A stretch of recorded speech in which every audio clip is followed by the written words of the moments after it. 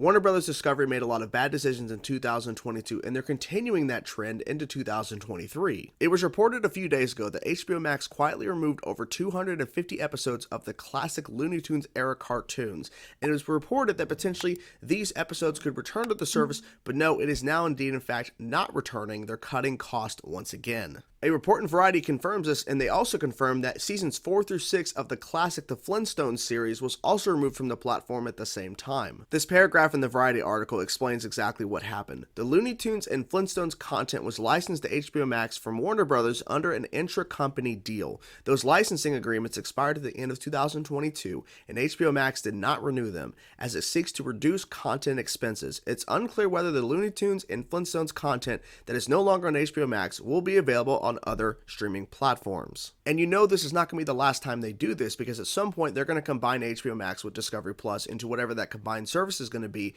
and they're going to continue to cut things down to the point where they combine both services. Not everything from Discovery Plus and HBO Max will be moving to that service. What is next? That's the question. What is next they're going to cut from the platform? We already know they're removing some classic DC animated stuff off the platform at the end of January, so what is next? Is the rest of their DC animated lineup going to be removed from the platform potentially? Are they going to remove all of the Ben 10 content? What is next? What's going on? Now, I'm trying to see the business side of this, because if you think about it, AT&T left Warner Brothers in a bad spot, and they sold it for less than they actually bought. So when Discovery bought Warner Brothers, they were in a bad spot. But I think the route they're taking in regards to cutting cost and tax write-offs and just the approach they're taking is really excessive, and it's really hurting them, and it's going to be really hard to bring the audience back to trusting you again, because right now, I don't trust Warner Brothers Discovery. I don't trust them with what they're doing right now. And this is happening at the same time they're celebrating 100 years of Warner Brothers, where their slogan is celebrating every story. What a load of shit. If I'm somebody who worked on a TV show or film that's owned by Warner Brothers Discovery that's on HBO Max right now,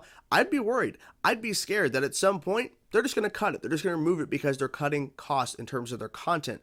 Or worse, when they make the combined streaming service of Discovery Plus and HBO Max, that it won't move over, that it won't be available to stream. I hate that I was optimistic at a point, because I honestly thought, okay, we're going into 2023. 2022 was a bad year for Warner Bros. Discovery, a lot of bad, horrible, disastrous decisions. But 2023 might be their year to turn things around, and this is how it's starting out. They're going to continue to remove stuff, the backlash against them will continue, and they have only themselves to blame, because it's on them.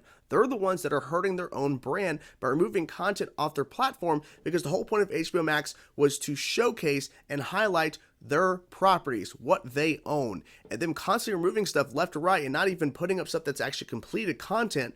It's on them. It's on them from hurting themselves. And my final question is this: what is the Discovery Plus and HBO Max combined service going to look like? What content is going to survive the move? Not everything that Discovery Plus and HBO Max has on their platforms are going to be on that service. It's going to be too much content. I could be wrong. Netflix has a huge library. If you actually go through every single thing they have on the platform, it is massive. But I don't see them doing that, because the whole point of removing content left and right from HBO Max is Discovery is trying to save money.